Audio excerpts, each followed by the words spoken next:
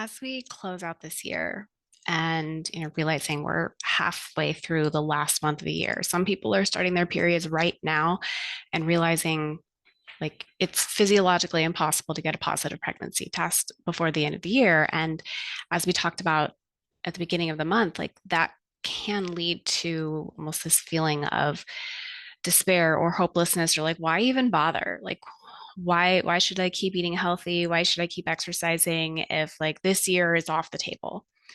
So if you've been feeling that way, or even if you've just been feeling like, okay, I don't know what the next step is going to be, but I want to prepare myself for 2026. I want 2026 to just have a much different feel to it.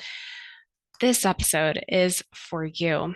And so many people had a rough 2025. I mean, it felt noticeably different to me.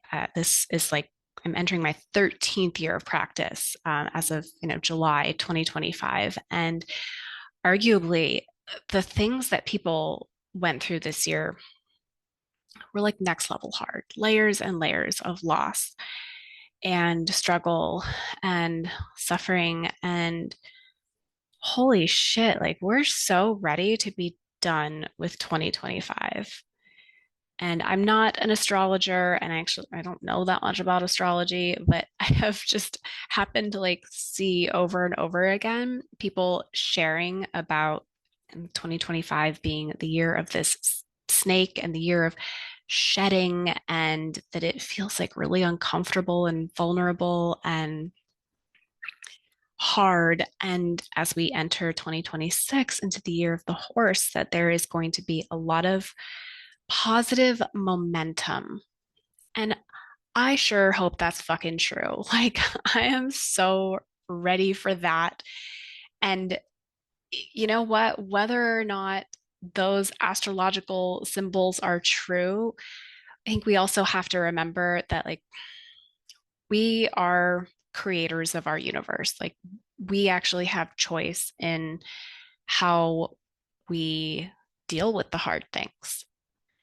And so, depending on, what level of hard you experienced this year, maybe you went through it with a lot of grace, maybe it was less graceful, wherever you are in that. Let's just start the conversation around how we are going to create an amazing 2026, no matter what you went through this past year. So, how are we going to do that? Got some journaling prompts, got some exercises. I started to do some of these myself this past week.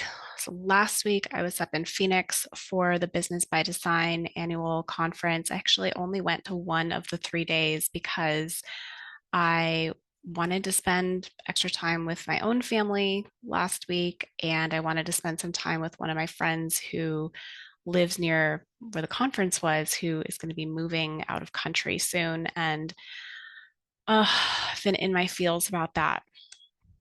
But this conference is always a really interesting mix of strategy and soul work. And that's always interested me so much because that's how I approach fertility, is like the science meets soul. And some of the exercises they have us do really are mind benders. One of them being the spoon bending exercise that I talked about a little bit last year and I've shared in my Instagram about. But this idea that we are all just energy. And when we remember that, and we remember that we are influenced by energies around us, it can be really helpful to surround yourself with people who trend more towards energies of possibility. Doesn't mean you got to be positive all the time. You know that if you've been with me for a while. I have swung so far away from toxic positivity that maybe I've been a little bit of an Eeyore lately. But like, oh God, the world. I was listening to Good Hang with Amy Poehler. I've talked about that podcast a little bit recently, as it's just like overall just like a nice lighthearted, mm, good hang, laughter, light kind of feel to it. And Maya Rudolph referred to this season as like, the like the rat fuck of a time. And I was like, oh my God, not words I would have chosen, but it felt pretty apt. So let's clear the way. Let's just take a big deep breath in, sigh it out. This might be an episode that you come back to with a little notebook, a little journal, so that you can jot some things down. But let's start with like some physical clearing. So, number one, as you are setting the stage for 2026, is find somewhere that like literally physically needs some clearing out. Maybe it's your junk drawer, maybe it's your purse, maybe it's your emails, maybe it's that spare room in your house that would be the baby's room, but it's just become like the overflow of where you put boxes and other things that you don't quite know what to do with. And it's like the things that just, everything goes to hide in that room. Now, I realize that there is quite a difference between organizing your junk drawer and clearing out the room that is meant to be baby's room. Start where you feel like you can, but pick something that you can clean out and organize and refresh as this energetic symbol, right? So when we get stuck, when we feel stagnant, oftentimes we'll see reflections of that in our environment. And it just contributes to the overwhelm and the stuckness. And in the traditional Chinese medicine sense, when we have this stagnant energy in the body, we also get physical manifestations of that. We get physical symptoms. So with liver qi stagnation, we are more prone to headaches and breast tenderness and PMS and painful periods. And so when we have an area of our home or our life that has gotten physically stagnant, we have an opportunity to clear that out. So just pick one spot, however small or however large you feel like you can truly be with, and make a plan to clear that out before the end of the year, before January 1st. You are setting an intention. It's as if you are just drawing a line in the sand and saying, I am letting go of these, if it's bunched up receipts or cords that you don't even know what they match anymore, like you can let it go. And what I love about decluttering and making space is not only like how good it feels afterwards, but like there is an element to it that you can kind of multitask if you want to. Like you could listen to a good podcast while you're doing it. And I like to choose something rather lighthearted for those types of activities. And or if there's something that you've really been wanting to learn. I listened yesterday as I was like cleaning out our bathroom, and all the little like samples of things that you accumulate over the course of months. Like I was listening about how to optimize my credit card travel points as we have the intention of traveling a lot more in the coming years. So just pick something and commit to that and see where that may lead to, because you know how it kind of has that snowball effect of like when you clean out one area, it feels so good. It feels so light. It feels so freeing that you often just will more easily move into the next area.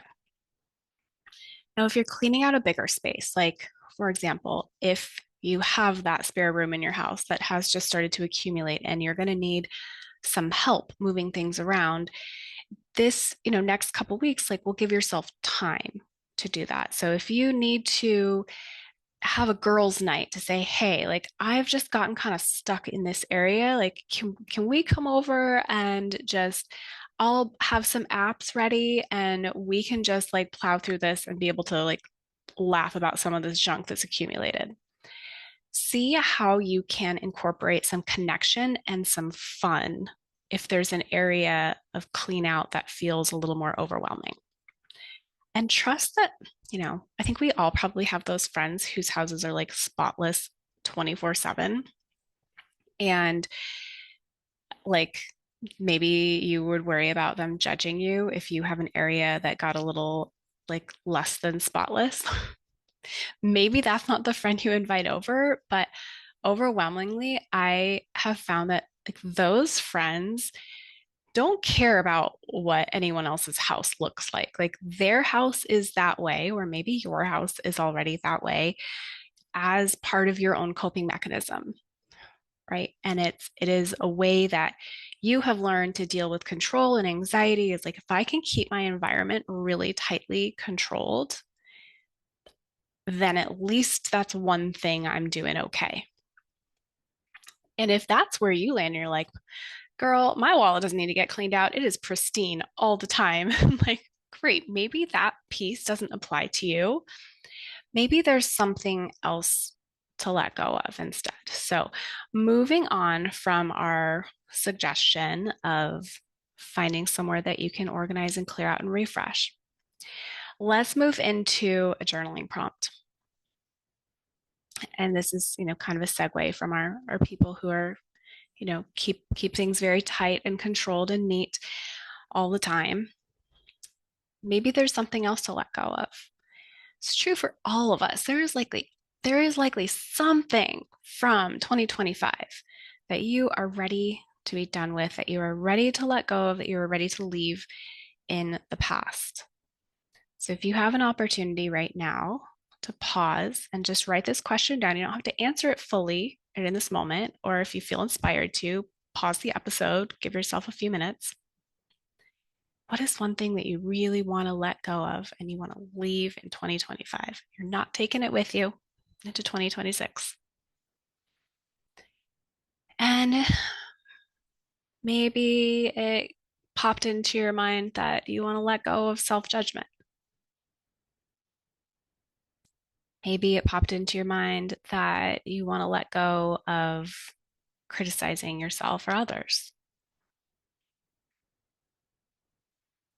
Maybe you want to let go of fear or scarcity.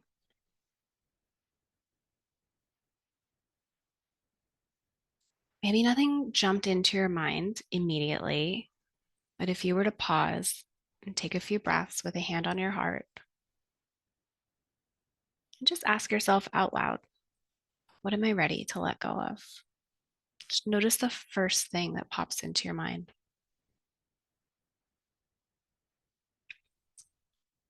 And as you're letting go, as you're making space for something new, you can start to get curious around, well, what do I want instead?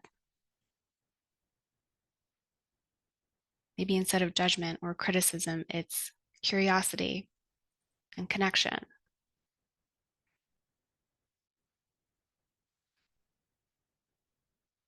Maybe instead of scarcity, it's abundance. And you can get really specific. Abundance of what?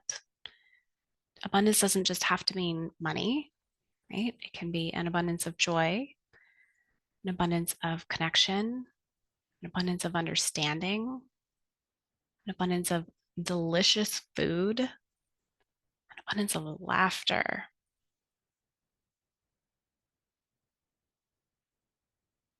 What are the things that you want more of in 2026? What are you creating space for? Beyond the obvious, creating space for this new life to come into your world. And I want you to live at the same time. And I want you to know that it's safe to live at the same time. So if that assumption was already present, and it's very rare that I, would promote making assumptions because, as my seventh grade English teacher would say, making assumptions makes an ass out of you and me, all that jazz. But if we make the assumption that everyone here listening wants a healthy baby in their arms by the end of 2026. And in my world, I'm just going to like take myself there for a moment of imagining that for you and rooting for you and manifesting that into existence. Like if we could assume that we know we want that. And if nothing bad could happen, if no one could get hurt, what do you want this next year to look like? That is a question that part of me often struggles with because as I start to imagine a year that could look so good, so joyful, so abundant, so connected, so many babies, there's another part of my brain that's like, who do you think you are for things to be that good? And so as you start to explore the idea, the imagination, the possibility of 2026 looking and feeling and being the best year you've ever had, the most joyful and abundant and connected and loving year you've ever had, and maybe your baby is here by the end of 2026, notice any other little things that pop up in your mind and have a place to jot those down, like a separate piece of paper, because we're going to do something else with that. So just notice, stay like a little scientist. Imagine put your little science goggles on and be like, oh, how interesting. Part of my brain was like, you can't do that. You can't have a baby and travel to Europe and have an amazing trip. You can't have a baby and get this advance in your career. Like those things are mutually exclusive. Like just notice. Or like your doctor told you would need this. So like don't even imagine. Don't go down that path. Like don't be too hopeful. Don't get your hopes too high because you're going to fall real hard when that doesn't work out. Like just notice that. Write them down on a separate piece of paper. Notice what emotions come with those too. Is there fear? Is there anger? Is there jealousy because you just got that announcement from someone else in their stupid Christmas card?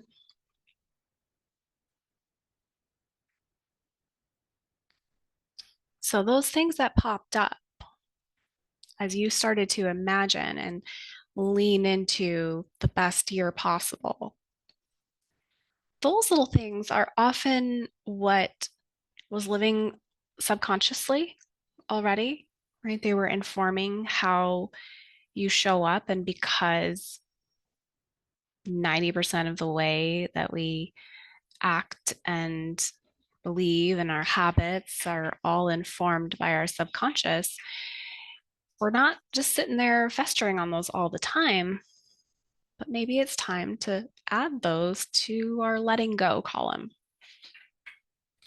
And we could do something physical with that list too, like symbolically over the next couple of weeks, finding a time to write those all down, rip them up, put them in a safe fireplace or fireproof bowl and light them up.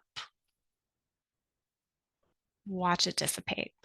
I don't want to be responsible for any house fires. So please, if you do decide to light those on fire, do it safely.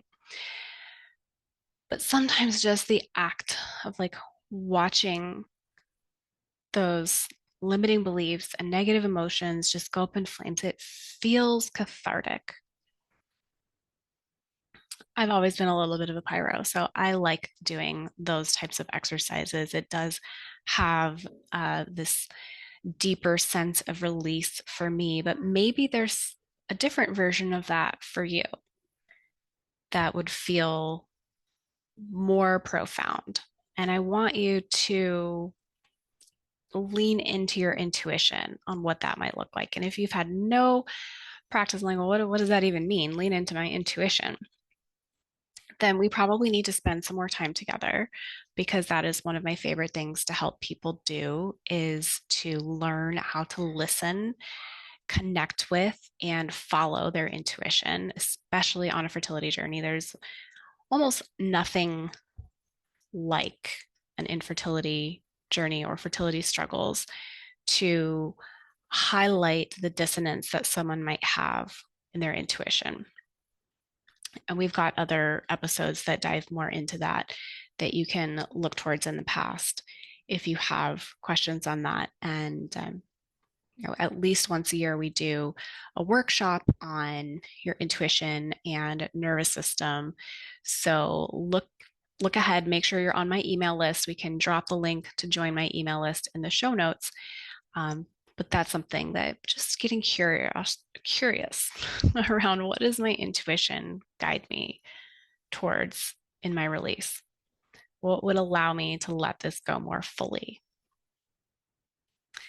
Sometimes these are areas where people really do well with more one-to-one support. So if you're listening to this episode and you're like, okay, that all sounds good in theory, but like I don't know how to do that. I need more hand holding through that. I do have a limited number of one-to-one spots opening for January of 2026 to do a deeper dive into helping people uncover the root causes of infertility from the physical angle, but also looking into how do you lean into your intuition? How do you regulate your nervous system? Ultimately, how do you help your body to feel safe to conceive? At its core, that is what my work is all about, is helping you to feel safe to conceive. So with this episode, and my trusty sidekick here, if you're watching on YouTube, you may have seen Piper in the background. She's a little Velcro dog today.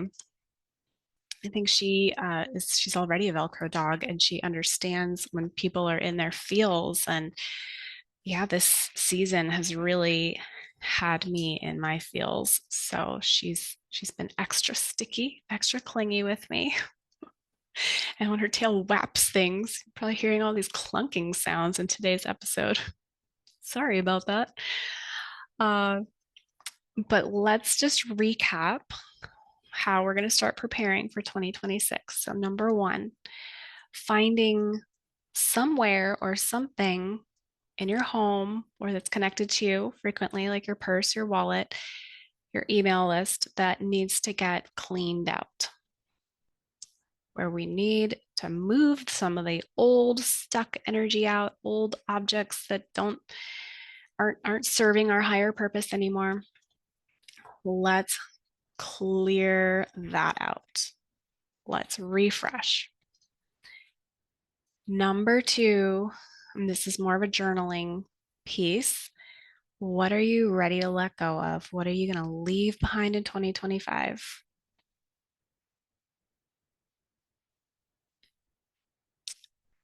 And that third piece, if things could go exactly your way, no one could get hurt, what do you want 2026 to look like and feel like? What do you want to happen?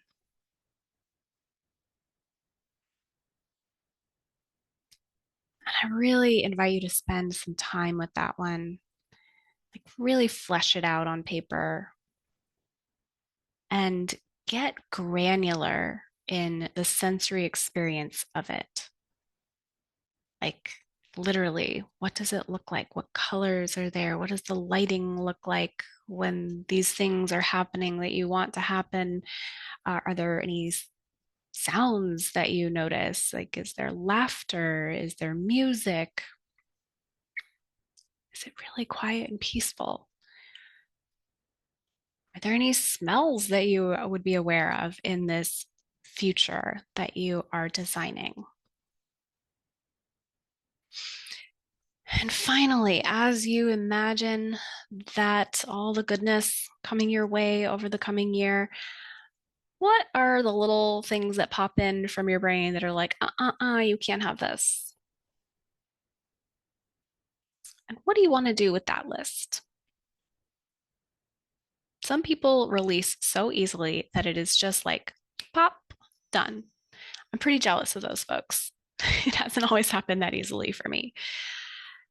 Some of us need more hand holding, and that's okay. And if that's you, then please reach out and let me know, because it is not uncommon to have the experience of imagining what you want and having it feel painful. And that just tells us a couple of things: that number one, you do really want it. But number two, there are some things in the way that might make it more challenging to get there. So keep an eye out for updates on our upcoming workshops, because we usually do one in January to help you set these intentions more concretely and process those limitations. And then keep an eye out for the Brilliant Fertility Program coming back your way in 2026. I really sat on this for the last couple of months of like, what's this going to look like? Like, does the world still need this? Is this the highest service of my skills? And I guess what I have come to is yes, the world definitely still needs fertility support. And yes, the Brilliant Fertility Program is still a really wonderful way to share those resources with more people. And it's going to look different. I mean, the one glorious part about this program is that it has always been evolving. Since it started in 2020, it has always evolved to meet the times and the types of clients that we get in the program. And that won't change. What I needed to let go of in my own little ego stuff that I'm realizing for this year is that, I thought I had it like pretty good. I thought I had it like pretty perfected. And it kind of frustrated me, like, oh, we're gonna have to evolve again. We're gonna have to change again. Which is kind of funny because it's always been evolving, and I can kind of see that now, that resistance to change. And one of my old patterns popping up, and the other parts of me are like, what's the problem? Like, we've always managed to make this a really amazing experience for the people who are in it. Why wouldn't we just keep doing that? And so that's what we're going to keep doing. We're going to keep making this a great experience. And as I start to look back on the good things of 2025 and the people who came into our world and the people we got to help, I haven't done my full debrief of the year yet, which for the last many years I've shared on Instagram. And I'm not quite sure if I'm going to do my annual debrief, because like making people into data points feels super icky to me. But I do just keep notes of like everyone that I've gotten to work with and what their outcomes have been, and to know that at this point of the year, or mid-December 2025, that we've had 42 pregnancies, 42 pregnancy announcements. And that's not to say that all of these have worked out perfectly, but given I don't work with people who aren't complex, let's flip that. The majority of people I work with are extremely complex. And I mean, I believe all humans are relatively complex. And when we simplify a lot of our actions, the things that we're doing that are in alignment with our values and what our individual body needs and our soul's purpose and our future baby's soul's purpose, then so much is possible. So looking back at this year, there have truly been so many pregnancies that just absolutely blew me away. And I will share more of these in more detail in some of our January episodes. But as I looked back on those, and as I've thought about like, where I've been sitting in my own stuckness that needed to get cleaned out, it's like it's really important for these skills to continue being shared with the world. So EFP 2026, I'm going to link the priority list for that in our show notes today. So if you've been sitting with me for a while and wondering how to work together, that is far and away the most comprehensive way to get support from me and to have a really deeply rich community of people who know what it's like to go through this and feel seen and held in a way that our society at large isn't doing a great job of. So, all right, all that to say, you got some homework. And don't do your homework just because you're a perfectionist or a people pleaser. Do your homework because you genuinely are looking forward to leaving 2025 in the dust, taking all the learnings from it, willing to take the lessons, and what are we leaving behind? All right, I'm sending you so much love and looking forward to next time.